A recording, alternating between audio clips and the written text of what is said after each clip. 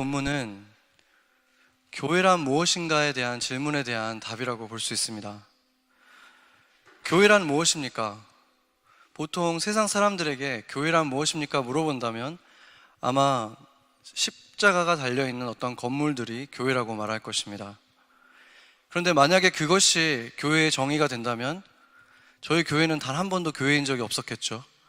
저희는 처음 시작도 한인타운이 아니라 한인회관이라는 곳에서 시작했고, 또 70가에 있는 PS199 퍼블릭 스쿨을 빌려서 사용하다가 이제는 저희가 또 베럴리팍에서 이렇게 학교 건물을 빌려서 사용하고 있기 때문에 저희는 십자가가 전혀 없는 건물 속에서 항상 예배를 드렸습니다.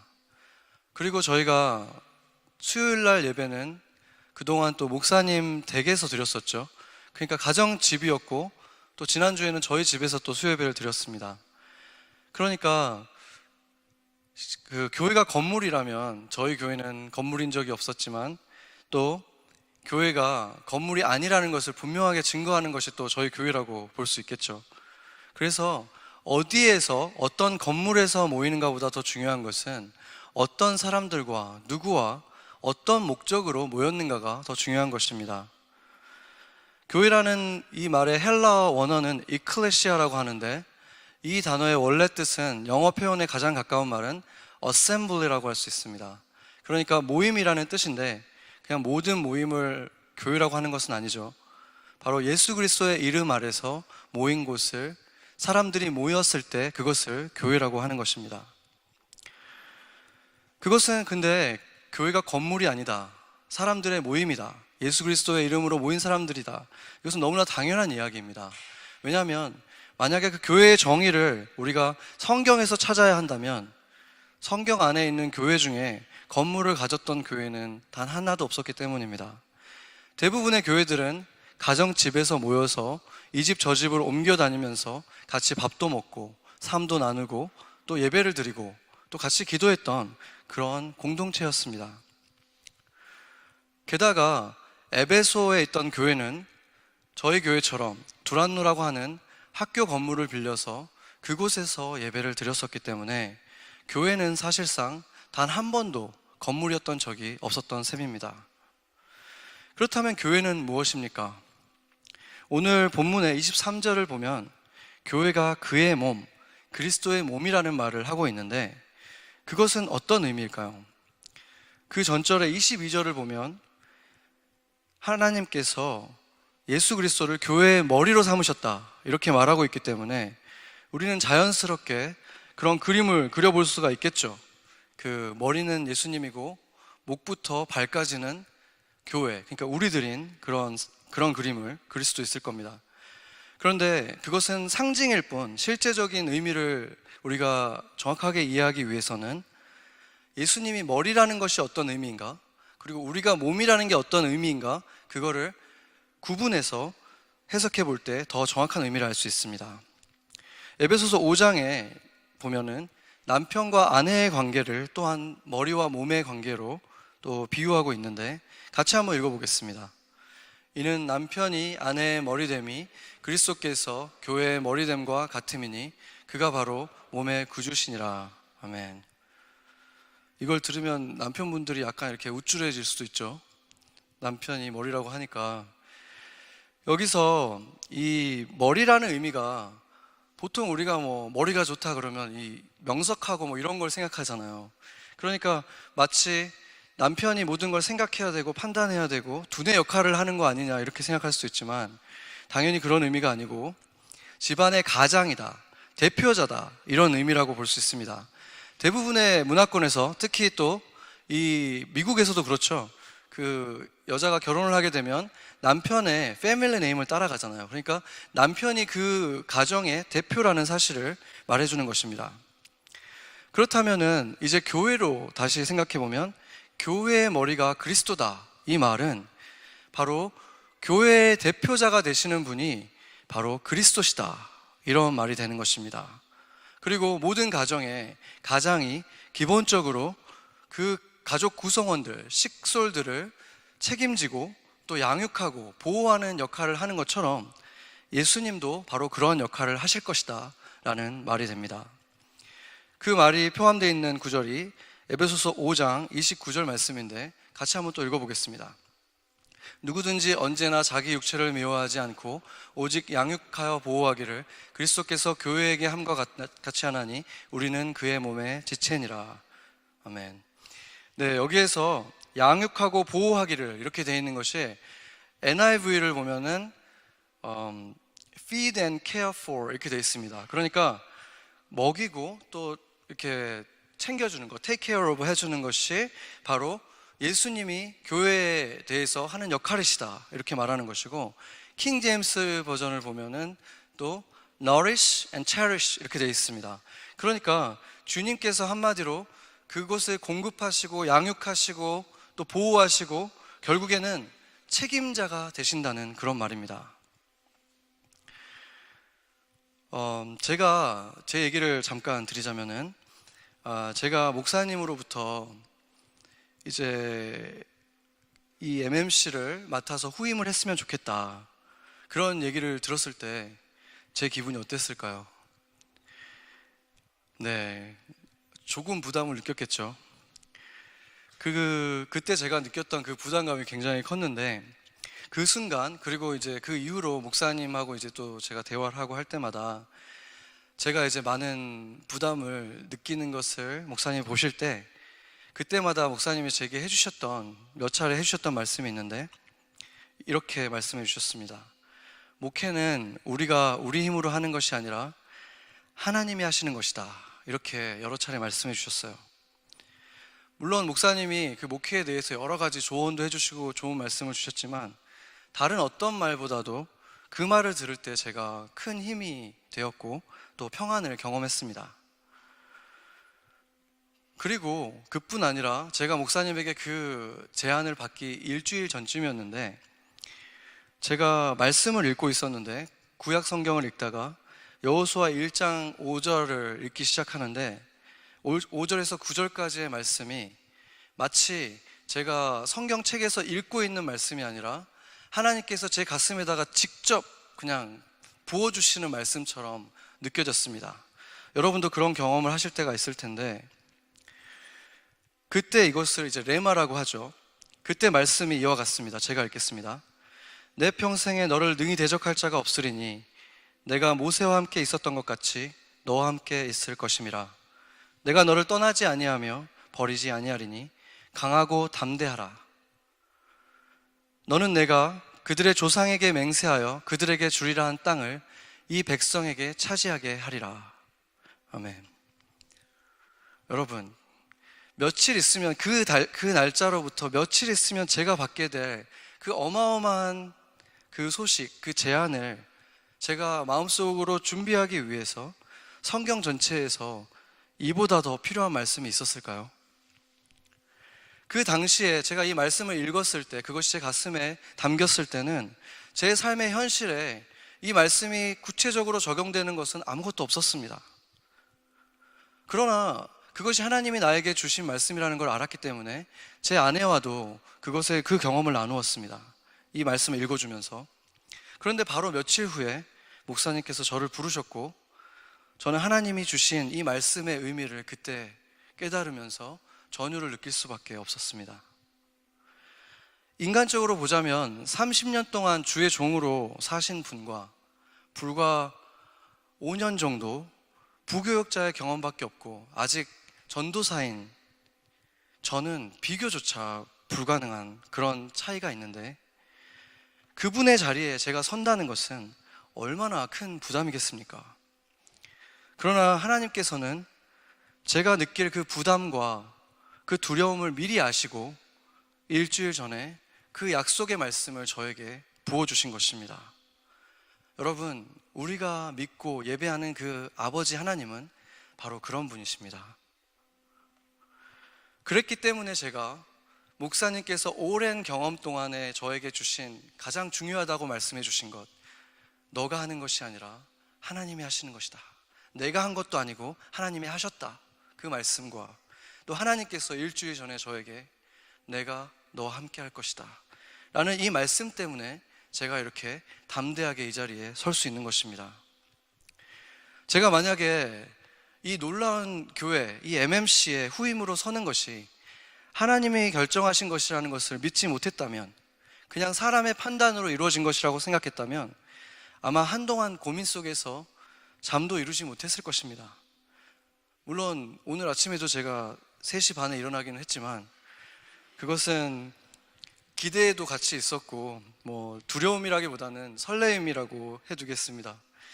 평안히 있이 제가 이렇게 주님이 맡겨주신 일을 담대하게 이렇게 서서 맡고 있는 것입니다.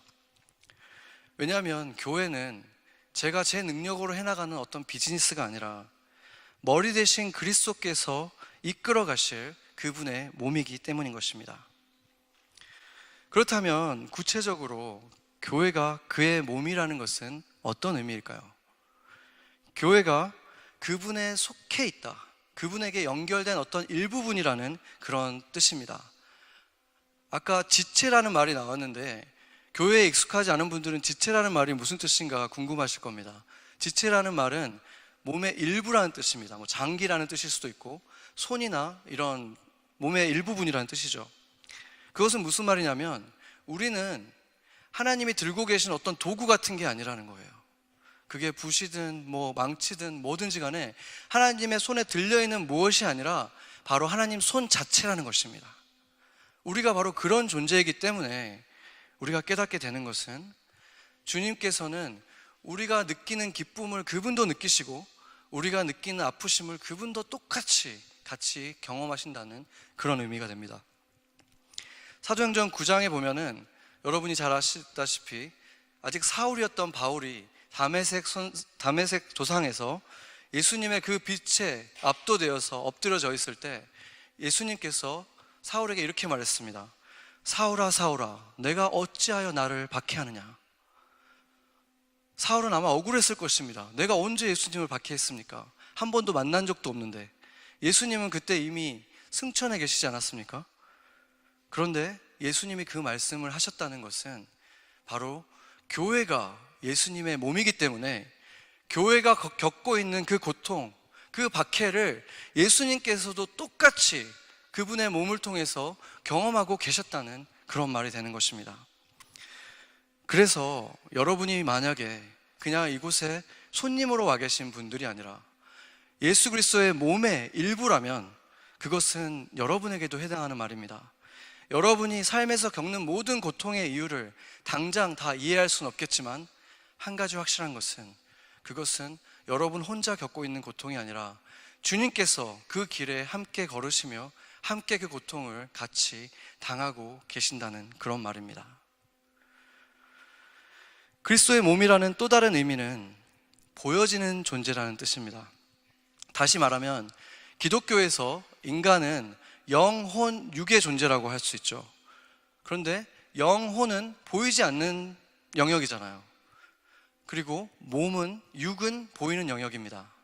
그런데 이 영혼이 어떤 상태인지가 나타나는 것이 몸인 거죠. 그러니까 이런 얘기를 흔히들 하잖아요. 사람이 누군가를 좋아하는 것은 감출 수가 없다. 그 좋아하는 감정 자체는 그냥 감정이고 보이지 않는 영역이지만 그 좋아하는 사람을 만났을 때 그 사람의 표정이 바뀌고 그 사람의 어떤 몸의 반응이 달라지고 그런 것들, 몸으로 그것이 나타난다는 것입니다. 그런 것처럼 예수 그리스도의 몸인 교회는 예수 그리스도가 그 몸을 통해서 보여지고 나타나게 하는 그런 존재라는 것입니다. 예수 그리스도가 마음을 갖는 그곳으로 향해서 나아가고 예수님이 원하는 그 마음으로 살아가는 사람들이 바로 이 교회라는 것입니다. 그런데 교회가 보여질 때 그러면 어떤 식으로 보여지는가? 오늘 본문의 마지막에 보면 만물 안에서 만물을 충만하시는 이의 충만함, 이렇게 되어 있습니다. 충만함이란 말이 2번이나 나와 있는데 이 말은 교회가 세상에서 예수 그리스도를 나타낼 때 그냥 은근슬쩍 희미하게 나타내는 그런 존재일 수가 없고 충만하게 나타내는 존재가 되어야 한다는 것입니다.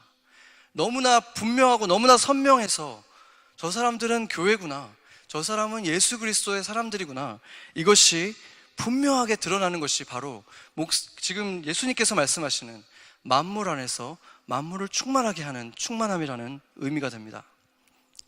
그렇다면 구체적으로 어떻게 세상에 나타날 것입니까? 예수님께서 떠나시면서 제자들을 남겨두셨죠. 교회를 남겨두셨습니다. 예수님께서 승천하시면서 이 교회, 몸된 교회를 이 세상에다 남겨두셨는데, 그 이유가 바로 이 만물을 충만하게 하기 위해서라면, 그게 이 교회의 가장 원천적인 근본적인 존재의 목적이라면, 우리가 고민해야 되는 것은, 그렇다면 어떻게 예수 그리스도의 충만함을 내가 나타낼 수 있을까? 우리 교회가 나타낼 수 있을까? 이것을 고민해야겠죠. 그래서 저희가 이제 앞으로 이 에베소서를 통해서 어떻게 우리가 나타낼 수 있을까를 한번 같이 생각해 보겠습니다. 오늘은 먼저 교회가 세상에 나타나는 방식으로 소망에 대해서 같이 한번 보도록 하겠습니다. 지난주에 어떤 한국 영화가 최초로 황금 종려상을 받았다는 소식이 있었습니다. 제가 그 영화를 보진 않았지만 그 영화도 아마 그럴 것 같은데, 요즘에 영화나 소설들, 그런 드라마도 마찬가지고 이런 것들을 보면은 예전에는 해피엔딩이나 아니면 비극적 결말이 되게 분명하게 나뉘었는데 점점 이렇게 애매하게 끝내는 경우가 많은 것 같습니다. 그런데 우리가 어떤 영화를 보게 될 때 보통 그 영화의 결말이 최소한 해피엔딩인가 아니면 새드엔딩인가 대략 알고 보지 않습니까? 그게 그냥 행복하게 끝날지 비극적으로 끝날지는 대략 알고 그 영화를 보게 된다는 거죠. 해피엔딩인 영화는 그 영화 자체가 결론은 해피엔딩이긴 하지만 그 영화도 분명히 그 과정 속에서 주인공이 어떤 고난과 역경을 헤쳐가는 그런 과정들이 있습니다.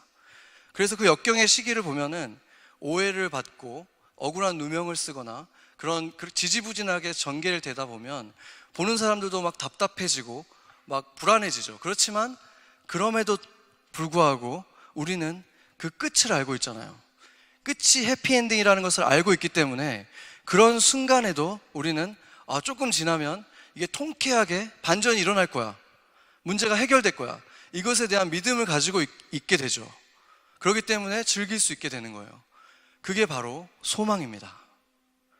그런데 반대로 비극적인 결말을 가진 영화를 보게 된다면 대부분 그런 영화도 굉장히 밝고 재밌는 부분들이 있어요. 유쾌한 장면들이 분명히 존재합니다. 그런데 그런 장면들이 막 전개되고 있어도 이게 비극적 결말이라는 것을 아는 사람들은 어떻게 보겠습니까?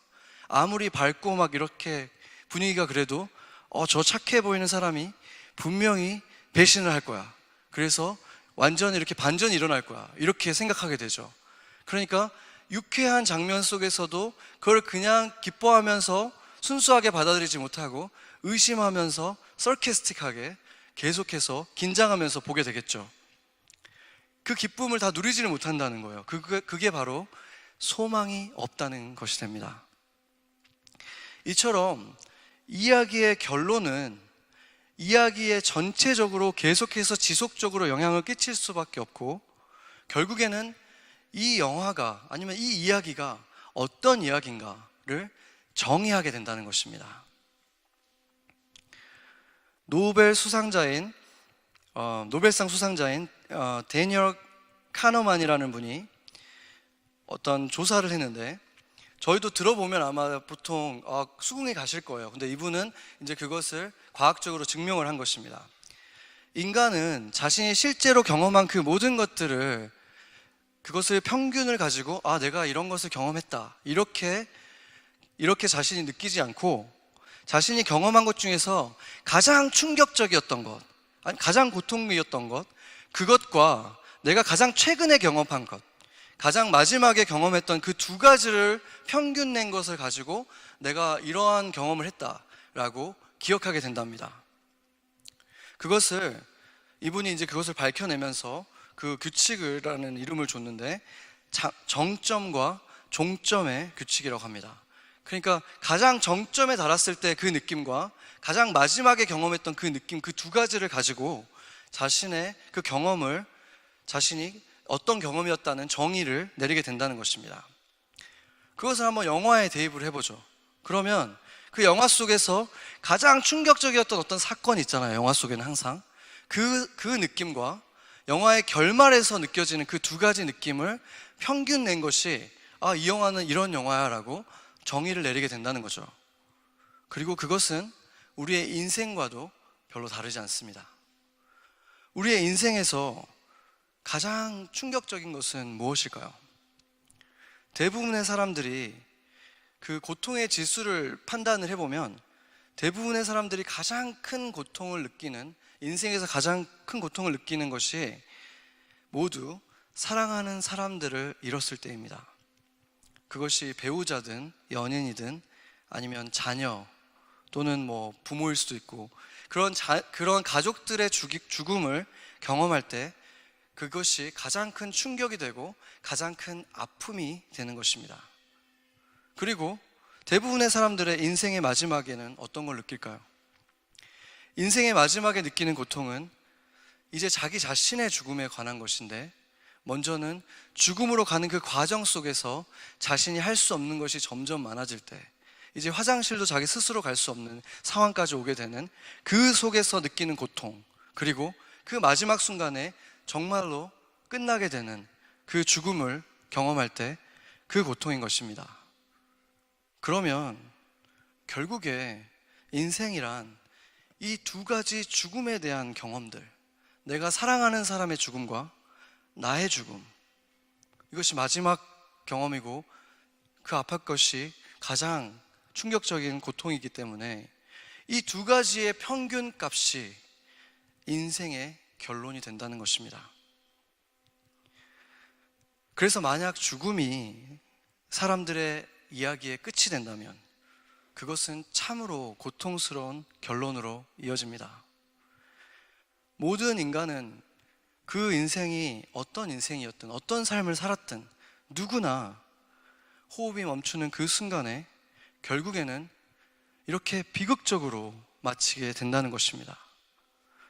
결국에는 죽음이 마지막이라면 인생의 결론은 비극이라는 암울한 진실에 도달하게 되는 것입니다.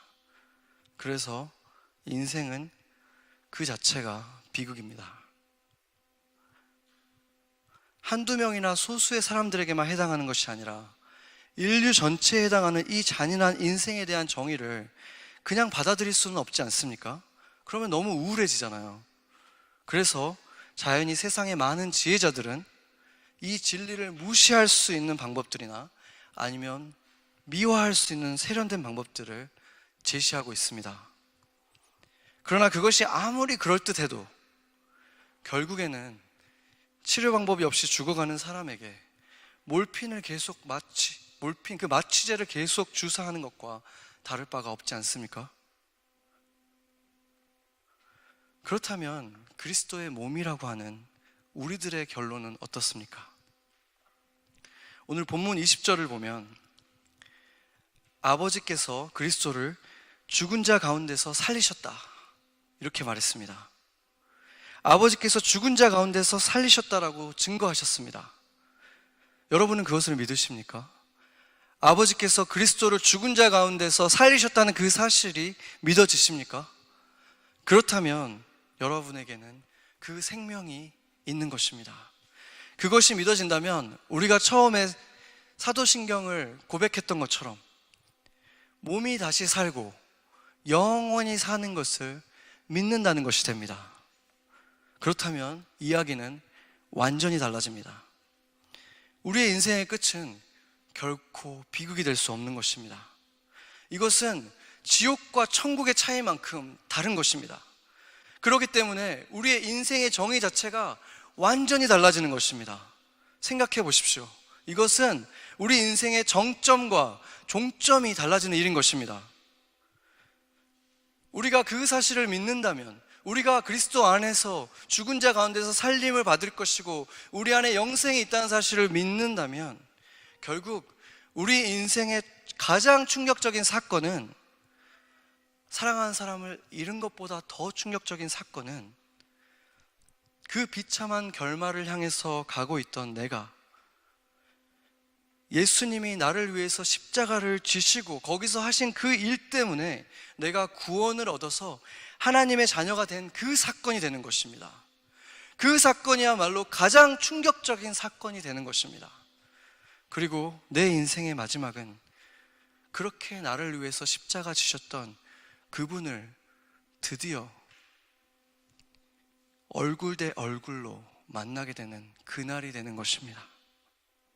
그렇기 때문에 그 두 가지 사건, 내가 그 비참한 그 비극을 향해 가던 나를 주님께서 구원하신 그날, 그 충격적인 사건과 그 마지막 날에 나를 향해 두 팔을 벌리시며 내 아들아, 내 딸아 부르실 그분에게 뛰어가는, 온 힘을 당해 뛰어갈 그날, 지상에서 경험할 수 없었던 그 기쁨과 그 환희, 그 영광스러운 그 순간이 나의 마지막이 될 텐데 어떻게 세상의 사람들과 비슷한 모습으로 살아갈 수가 있겠습니까? 우리의 정점도 종점도 정반대인데 말입니다. 이렇게 그 정점과 종점이 달라서 결국에 우리의 인생의 정의가 달라지는 그 사람들의 모임이 바로 교회인 것입니다. 그렇기 때문에 우리를 통해서 세상의 교회에 그리스도의 빛이 비추는 것은 너무나 당연한 것이고 그 영광이 드러나는 것도 너무나 당연한 것입니다. 역사 속에서 가장 암울했던 시대들, 세계 전쟁으로 정말 수많은 사람들, 세계 인구의 절반이 죽어가는 그런 사건 속에서 부흥을 경험했던 것은 다름이 아닌 바로 교회들이었고, 또 유럽이 절망에 빠져서 정말로 많은 사람들이, 대다수의 사람들이 흑사병 같은 전염병으로 죽어갈 때 죽음을 두려워하지 않고 사람들을 교회로 이끌고 치료하고 도왔던, 그러면서 부흥을 경험했던 것이 또 교회였고, 지금 우리가 서 있는 이곳에 테러가 일어났을 때, 9.11 때 그 모든 사람들이 멍해지고 이제 어떻게 되는 건가, 아무런 소망을 갖지 않았을 때 소망을 얘기하고 부흥을 경험했던 것이 또 교회였습니다.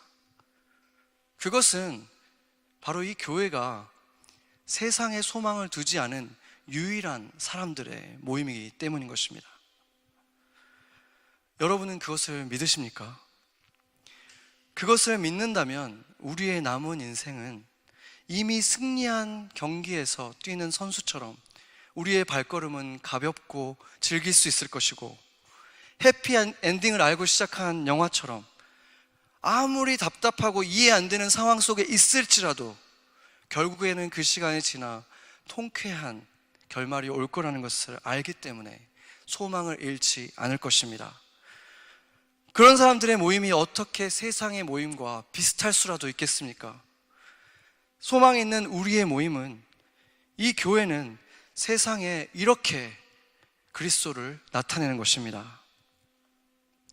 그런데 아이러니한 것은 이렇게 우리 생애에 가장 우리가 기대가 되고 가장 최고의 순간이 우리에게 다가온다는 그 사실이 더 선명하게 믿어지면 믿어질수록 우리가 기뻐만은 할 수 없게 되는 사실을 알게 됩니다. 그것이 선명해질수록 내 주변에 있는 아직 그 약속을 받지 못한 사람들은 상상도 하고 싶지 않은 그곳을 향해서 미끄러져 내려가고 있다는 사실 또한 선명하게 믿어지기 때문인 것입니다.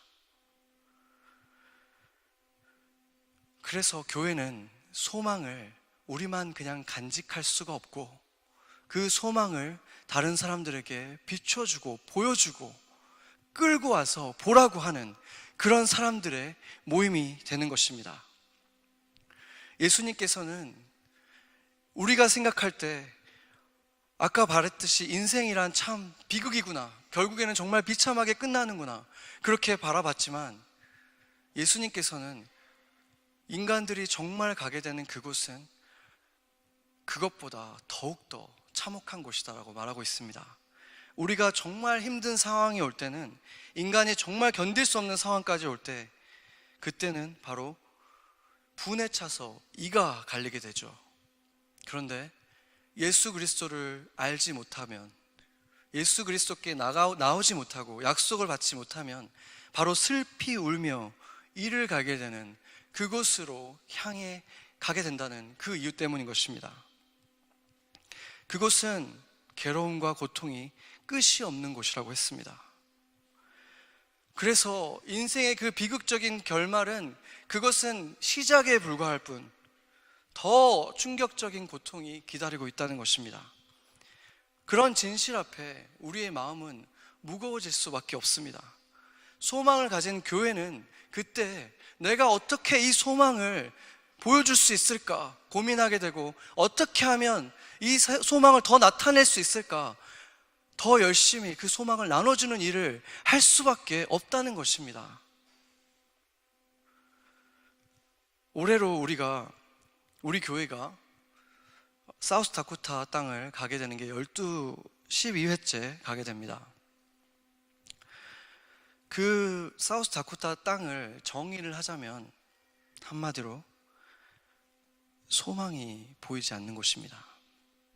저도 선교지를 몇 군데 가봤지만 남미라든지 아시아라든지 다 어렵고 가난하고 도와줘야 될 일이 너무나 많지만 최소한 그곳의 아이들은 그 눈을 보면 맑고 순박하고 또 청소년이 되어도 그 순수함이 남아 있습니다.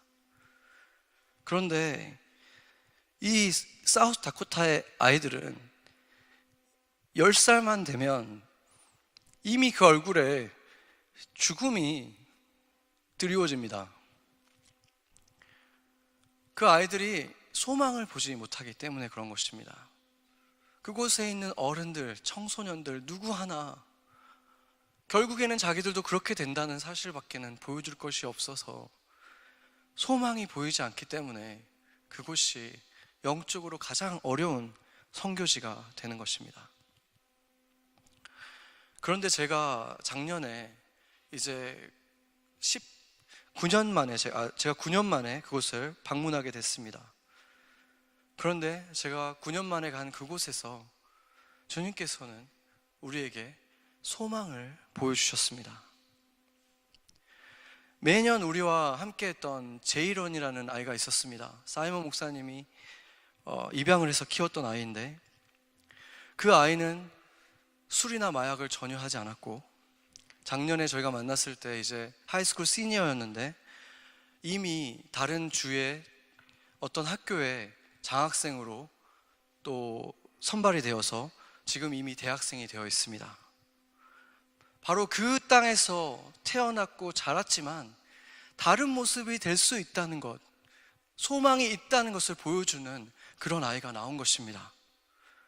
그리고 또 아지즈라고 하는 또 14살의 아이가 있었는데, 그 아이는 부모의 도움으로 캘리포니아에서 유학을 하면서 방학 동안에 와 있었는데 목에 십자가 목걸이, 나무로 된 십자가 목걸이를 걸고 있었는데 그것을 저한테 계속 보여주면서 자기가 여름에 최소한 7번 우리 교회에 이 선교 왔을 때 참여했었고, 그 중에 한 번 이 십자가 목걸이를 같이 만들었었고, 자기는 계속 이 목걸이를 메고 다니며 지금도 교회를 다니고 있다고 저에게 말해 주었습니다. 그리고 제가 알기로 그 아이가 처음으로 그곳에 있는 아이들 중에서 처음으로 그 아이들 앞에서 대표로 아주 짧았지만 예수님의 이름으로 기도를 했습니다. 저는 그것이 바로 소망의 싹들이고 시작되었다고 믿습니다. 우리가 그 일들을 해왔고, 우리가 한 것이 아니라 우리가 그냥 순종해서 그 걸음을 갔을 때 주님께서 우리가 할 수 없는 일들을 이루고 계셨던 것입니다. 제가 또 거기서 아이들을 픽업하고 드랍하는, 아이들을 집에 가서 데리고 오고 또 집에 데려다주는 그런 일을 맡았었는데, 아이들이랑 이제 점점 친해지면서 이름도 알게 되고 했는데, 아이들이 이제 점점 시간이 지날수록 오히려 더 말 안 듣고 이렇게 툴툴거리는 거예요, 차 안에서. 그래서 이제 우리 친해졌고 너 우리 서로 다 잘 아는데 왜 이렇게 툴툴거리니 했더니 3일 남았어요, 이렇게 말하는 거예요. 그게 무슨 말이냐고 했더니 3일 후면 우리가 간다는 것이 화가 나고 슬프다는 그런 말이었습니다. 저는 솔직히 거기서 너무 행복하고 좋긴 했지만 3일이면 또 집으로 돌아가는구나, 그런 기대감도 있었는데, 이 아이들은 그런 우리가 정말 무슨 천사라도 되듯이 그렇게 우리를 좋아하고 우리와 함께 있는 시간을 이렇게 귀하게 여겼다는 것입니다. 그 아이는, 제가 그 아이에게 1년이라는 시간은 금방 갈 것이고 또 다른 팀도 올 거다라고 말을 했는데, 계속 찾아왔던 바로 우리 팀만을 기다렸고 우리 팀이 올 때만 이 VBS에 참여했다고 그렇게 말을 했습니다. 그러면서 1년이 너무 길다며 그 10살짜리 아이가 한숨을 쉬었습니다. 우리가 뭐 대단한 일을 했습니까 거기에서? 그렇지만 우리가 예수 그리스도의 이름으로 그곳에 갔을 때 그 아이들은 우리 안에 있는 우리가 아닌 예수 그리스도를 보았기 때문에 우리를 받아주고 우리를 인정해주고 우리에게 마음을 연 것입니다. 바로 그곳이 그런 곳이어서 우리가 그곳을 올해도 가는 것입니다.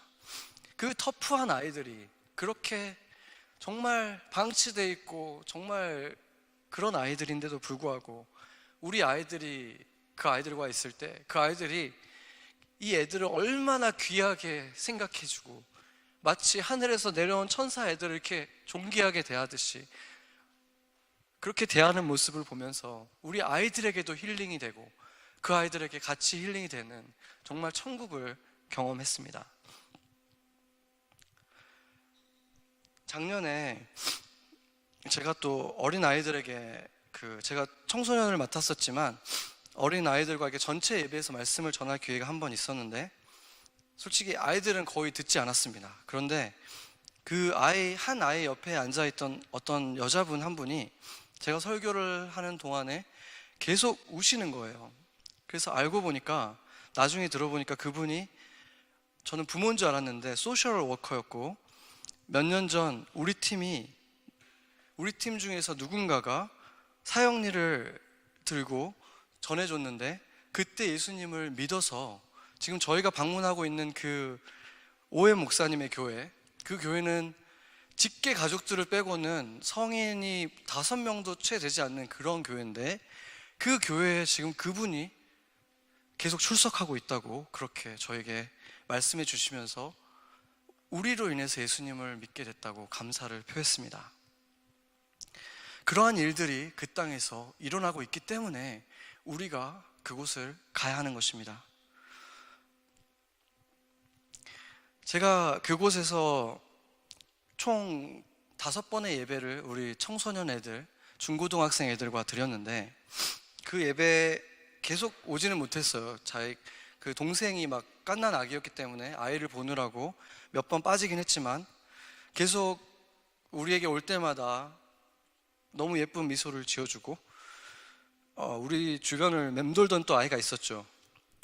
우리 팀을 너무 좋아해서 거의 매년 여름마다 왔었고, 또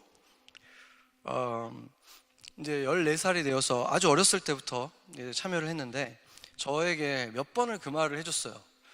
MMC는 자기한테 세컨 홈이라면서 그 얘기를 계속 해주는데 그게 진심이라는 걸 느낄 수 있었어요.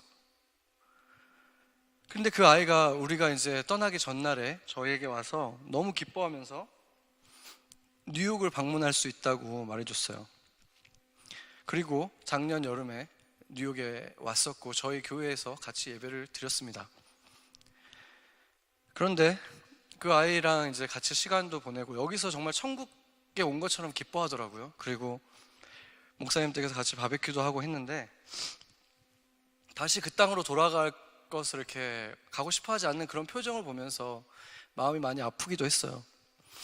그런데 몇 달 후에 우리는 정말 상상하고 싶지도 않은 소식을 그곳으로부터 듣게 되는데, 바로 그 아이 니콜이 수면제를 과다 복용해서 의식불명에 빠져 있다는 그런 소식이었습니다. 그래서 우리는 또 수요 기도회에서 같이 눈물과 오랜 기도를 같이 드렸는데, 결국 그 아이는 14살의 그 어린 나이로 우리 곁을 너무 일찍 떠나고 말았습니다. 슬픔과 함께 정말 분노가 치밀어 올라왔습니다. 내가 직접 눈을 마주하고 가르쳤던 그 아이가, 그리고 또 우리 선교팀을 매년 만나서 그 예수님의 사랑을 경험하고 예수님을 믿었던 그 아이가 그런 귀한 생명을 잃었다는 것이 너무 화가 났습니다. 그곳에서는 매주, 매달 그렇게 흔하게 일어나는 장례식이겠지만, 그것이 드디어 저에게도 정말 현실처럼 얼마나 충격적인 것인지 느껴지게 된 것입니다. 답이 필요했습니다.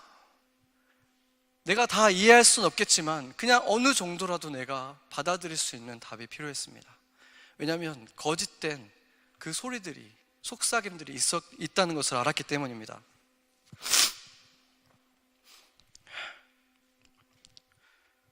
거짓된 속삭임은 너희는 그 10년간 아무것도 이루지 못했다. 그 땅을 변화시키기는커녕 매년 너희에게 왔던 그 아이 하나도 변화시키지 못하지 않았느냐. 너희가 한 것은 아무것도 없다 라는 그런 거짓의 소리였습니다. 그러나 제가 그 슬픔과 고통 속에 기도할 때 주님께서 진리를 보여주시고 말씀해 주셨습니다. 너희가 그곳에 가주지 않았다면 그 아이의 영혼이 지금 어디에 있겠느냐. 그 아이의 이 땅에서의 삶은 크게 바꾸지 못했지만 더 귀한 내 딸의 그 영원한 생명은 구원하지 않았느냐. 그것이 비할 수 없이 더 중요한 것이 아니냐. 바로 그 진실이었습니다. 그리고 또 제가 이 설교를 준비하는 가운데 주님께서 저에게 또 말씀해 주셨습니다. 너희가 이 땅에 와서 나를 대신해서 마치 내가 너희에게 해준 것처럼 그 땅을 축복하고 양육하고 지켜주었기 때문에 너희가 살린 생명이 얼마나 되는지 아느냐. 그러니 너희는 결코 이 걸음을 멈춰서는 안 된다. 그 말씀이었습니다. 제가 거기서 청소년들을 가르치면서 이틀째가 되었을 때 제가 큐티 때도 나눴었는데 정말로 큰 부담감이 제 가슴에 너무나 벅차 올랐습니다. 그 부담감으로 벅찬 거죠. 왜냐하면 그곳에서의 하루하루가 정말 그냥 우리가 선교를 갈 때 한 생명을 구하러 갑니다 말은 그렇게 하지만 이거는 정말 이 아이들의 정말 삶과 죽음이 매일매일 그 우리가 보내는 하루에 달려있는 것 같은 거예요. 그게 너무나 너무나 강하게 느껴졌기 때문에, 너무나 피부에 와닿았기 때문에 그 벅참을 느낀 것입니다. 이게 정말로 우리가 거기서 어떻게 하는 것이 이 꽃 같은 아이들의 생명이 달린 사역이라는 것을 제가 느낄 수 있었기 때문에 너무나 벅찬 것이었습니다. 그래서 우리는 그 땅을 꼭 가야 하는 것입니다. 정말 너무나 소중한 그 아이들의 생명이 달려 있습니다. 사우스다코타는 가서 그냥 사랑해주고 놀아주고 오는 그런 곳만이 아니라 정말로 그 어두운 곳에 빠져있는 그 아이들을 건지러 가고 생명을 구하러 가는 그런 선교인 것입니다. 그리고 그것을 니콜이 우리에게 다시 한번 일깨워 준 것입니다. 그런데 그런 생명의 긴박감을 느끼면서 깨달은 것이 있습니다. 이 생의 생명 하나를 구하는 것이 그렇게 중요하고 긴박한 것이라는 것을 깨닫는다면 지금 너희 주변에도 아직 그 사실을 알지 못하고 어디로 가는지 모르고 자신이 지금 마취제를 맞으면서 그냥 가고 있다는 사실을 모른 채 살고 있는 그 사람들은 어떻게 할 것이냐? 그들을 모른 척 할 것이냐? 생명이 달려있지 않느냐? 바로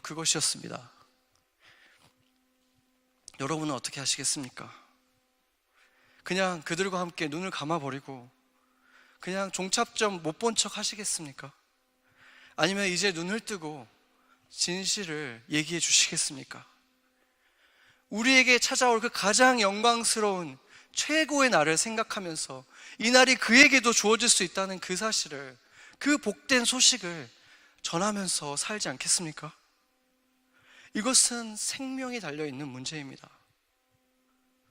그래서 그 소망을 보여주기 위해서 교회로 초대하십시오. 그 소망을 보여줄 수 있는 이 사람들이 모인 크고 작은 모임에 그들을 초대하십시오. 내가 거기서 무슨 말을 하지? 그런 걱정할 필요 없이 주님께서 하실 것입니다. 우리가 교회로서 그 모임을 가지고 있다면 그 사람을 누구보다 사랑하시고 기다려오신 주님께서 그 사람에게 은혜를 주실 것이고 마음의 움직임을 주실 것이고 또 나오게 할 것이고, 그 사람이 결국 우리가 가진 그 소망을 나눠 갖게 하시는 그분이 바로 우리의 머리 대신 예수 그리스도라는 사실입니다. 교회는 바로 그것을 하는 곳입니다. 교회는 세상을 충만하게 하되 바로 예수 그리스도로 충만하게 하는 바로 그런 사람들의 모임입니다. 그것을 위해서 주님께서 우리를 이 땅에 남겨두셨고 이 맨하탄 땅에 우리를 보내시고 남겨놓으셨습니다. 이제 생명의 근원이 되어서 그 생명수를 흘려보내는 존재들로 복음 들고 이 도시에서, 또 사우스다코타 땅에서, 몽골에서, 또 우리가 가길 원하시는 주님께서 인도하시는 곳 어느 곳이든지 우리가 나아갈 때마다 우리는 바로 그것을 경험할 것입니다. 교회가 교회되는 것, 교회가 그리스도의 몸이 되는 것, 그리스도의 몸이 소망을 세상에 비추는 것, 그것을 우리가 함께 경험하게 될 것입니다. 그때 이 교회는 만물 안에서 만물을 충만하게 하는 충만함이 될 것입니다. 같이 기도하시겠습니다.